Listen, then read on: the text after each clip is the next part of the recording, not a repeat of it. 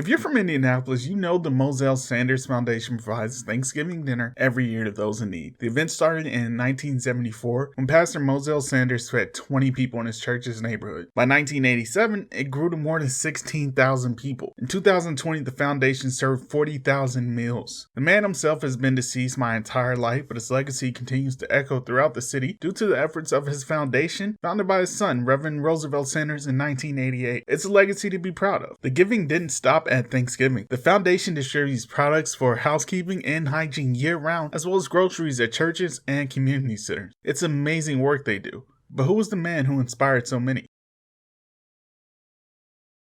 Despite the legacy he's left in Indianapolis, Mozel Sanders was born in East St. Louis on May 24, 1924. After his father's death, Mozel and his mother moved to Canton, Mississippi. After finishing school, he'd work in the New Deal Civilian Corps until he was called to preach. He moved to Indianapolis in 1945, where he worked at a foundry. At night, he would sing in church groups, preach at revivals, until 1959, when he became the pastor of Mount Vernon Missionary Baptist Church. But his work wasn't limited to Indianapolis. He led his congregation to march with Martin Luther King Jr. on 4 different occasions. Still, more than anything else, he had a desire to help the underprivileged. Opportunities Industrialization Centers of America is a nonprofit that provides job training to youth, unemployed, and underemployed people. Sanders worked with this organization to found and chair the Indianapolis branch. While doing all this, he still had time to host a radio show. Today, on the west side of Indianapolis in Hallville, you can find Reverend Mozel Sanders Park, complete with walking trails through wildflowers, a playground, basketball courts, and a pond. Although he was not born and raised in Indianapolis, he truly made the city his home and left a lasting legacy that we can all look to emulate.